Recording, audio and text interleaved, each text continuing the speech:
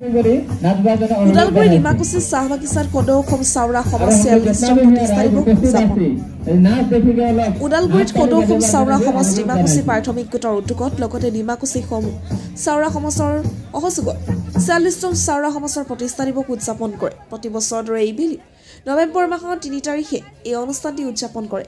অনুষ্ঠানটি আনুষ্ঠানিকভাৱে পতাকা উত্তোলন, স্মৃতি অৰ্পণ, সমাজৰ শ্বহীদসকলক শ্ৰদ্ধাঞ্জলি অৰ্পণ কৰাৰ লগতে আদিবাসী জাতীয় নায়ক প্ৰদীপ নাথ লগতে অসমৰ হিয়াৰামতো জুবিন গাৰ্গক শ্ৰদ্ধাঞ্জলি জ্ঞাপন কৰে। ইয়াৰ লগতে কণ কণ ল'ৰা ছোৱালীক কুইজ প্ৰতিযোগিতা আৰু চাউৰা সমাজৰ কলা সাংস্কৃতিক নৃত্য প্ৰদৰ্শন আদিকে ধৰি দিনজোৰা কাৰ্যসূচীৰ আয়োজন কৰে। অনুষ্ঠানটিত আমন্ত্ৰিত অতিথি হিচাপে উপস্থিত বাগিচাৰ প্ৰধান পৰিচালক নবীন চন্দ্ৰ যোশী, উপ ব্যৱস্থাপক সঞ্জয় কুমাৰ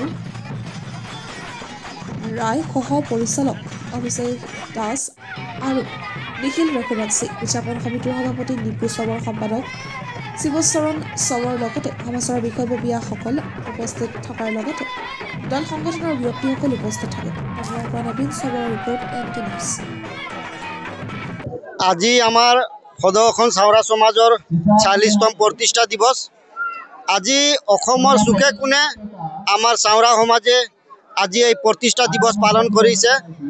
আমাৰ এই প্ৰতিষ্ঠা দিৱসৰ মূল লক্ষ্য আছে সামাজিক, সাংস্কৃতিক আৰু শিক্ষা দিশত আমি এই সমাজখন গঢ়িছোঁ আৰু আমাৰ পূৰ্বপুৰুষ আমাৰ যিসকল আমাৰ প্ৰতিষ্ঠাপক স্বৰ্গীয় নগেন চাউৰা, দীননাথ চাউৰা আৰু অৰুণু জাপাত চাউৰা, এই তিনিজন মহান ব্যক্তিয়ে আমাৰ এই চাউৰা সমাজখন জন্ম দিছে। আমি সকলোৱে ক'ব খোজোঁ যে আমি অসমৰ আদিবাসী, আমাৰ চাউৰাসকলে অসমৰ পিয়ৰ আদিবাসী, খাটি আদিবাসী। আমি এই আদিবাসী সমাজৰ হৈ অসমৰ মুখ্যমন্ত্ৰী তথা ভাৰতৰ প্ৰধানমন্ত্ৰীক অনুৰোধ জনাইছোঁ যে আমাৰ এই সমাজখনৰ লগতে আমাৰ অসমৰ আমাৰ আদিবাসী জনগোষ্ঠী যিকেইটা আছে আমাৰ আদিবাসী জনগোষ্ঠীৰ জনজাতিকৰণ তথা মাটিৰ পাট্টা আৰু আমাৰ দৈনিক মজুৰি 300 টকা কৰি দিয়াৰ কাৰণে আমি চাউৰা সমাজ হৈ আমি অসম চৰকাৰ তথা ভাৰত চৰকাৰক অনুৰোধ জনাইছোঁ। আমাৰ কালচাৰ, কলা কৃষ্টি সকলো থকাৰ পিছতো অসম চৰকাৰে আজিলৈকে আমাৰ এই চাউৰা সমাজক তথা আমাৰ আদিবাসী সমাজক জনজাতিকৰণটো দিয়া নাই এতিয়ালৈকে। আমি ক'ব খোজোঁ যে অতি সোনকালে আমাৰ এই চাউৰা সমাজক তথা আমাৰ আদিবাসী যিকেইটা আমাৰ সমাজ আছে, জাতি জনগোষ্ঠী আছে, আমাৰ আদিবাসী সম্প্ৰদায়ৰ সকলো জনগোষ্ঠীক আমাক অতি সোনকালে চৰকাৰে যাতে আমাক জনজাতিকৰণ কৰি দিয়ে, আমি তাকে বিচাৰিছোঁ। তেতিয়াহে আমাৰ জনগোষ্ঠীটো উন্নতি হ'ব, শিক্ষাৰ দিশত হওক, সামাজিক দিশত হওক, আৰ্থিক দিশত হওক, তাকে আমি কামনা কৰিছোঁ। চাউৰা সমাজ জিন্দাবাদ, জিন্দাবাদ, জিন্দাবাদ। চাউৰা সমাজ জিন্দাবাদ, জিন্দাবাদ, জিন্দাবাদ। আমি চাউৰা ভাষাত যদি ক'ব যাওঁ, লিমটাম ক'ব লাগিব, সকলোকে লিমটাম জোহাৰ।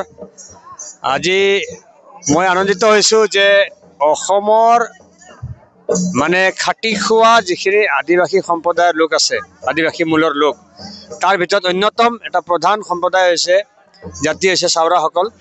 তেখেতসকলৰ এটা অগ্ৰণী সংগঠন কদৌ অসম চাউৰা সমাজে আজি 46 বছৰত ভৰি দিলে।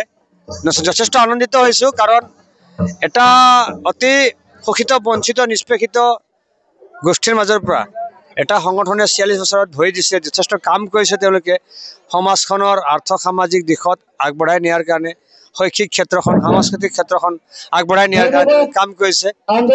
আৰু মই মোৰ ফালৰ পৰা শুভেচ্ছা জ্ঞাপন কৰিছোঁ, অভিনন্দন জ্ঞাপন কৰিছোঁ।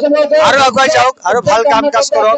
চাউৰা সমাজৰ মাজৰ পৰা ভাল ভাল নাগৰিক সৃষ্টি হওক, ভাল মানুহ সৃষ্টি হওক, ভাল খেলুৱৈ, খেতিয়ক, ইঞ্জিনিয়াৰ, চিকিৎসক, বিজ্ঞানী ওলাই আহক, সেয়া মই কামনা কৰিছোঁ। আৰু মই এটা কথা ক'ব বিচাৰিম, মানে অন্যান্য সকলো জাতি জনগোষ্ঠীৰ দৰেই চাউৰা সমাজৰ মাজৰ পৰাও বাংকৰু চাউৰা বুলি এগৰাকী ব্যক্তিয়ে 1946 চনৰ 18 ছেপ্টেম্বৰত যোৰহাটৰ চন্তক চাহ বাগিচাত ব্ৰিটিছ মেনেজাৰৰ হাতত প্ৰাণ দিছিলে। তেখেতক শ্ৰেণী সংগ্ৰামৰ অন্তিমগৰাকী শ্বহীদ বুলি কোৱা হয়। গতিকে তেখেতকো মই আজি শ্ৰদ্ধা জ্ঞাপন কৰিছোঁ। সেই ধৰণৰ ইতিহাসবিলাক চাউৰা সমাজে উলিয়াই আনক আৰু মানুহক আগবঢ়াই লৈ যাওক, তাকে মই আশা কৰিছোঁ। ধন্যবাদ।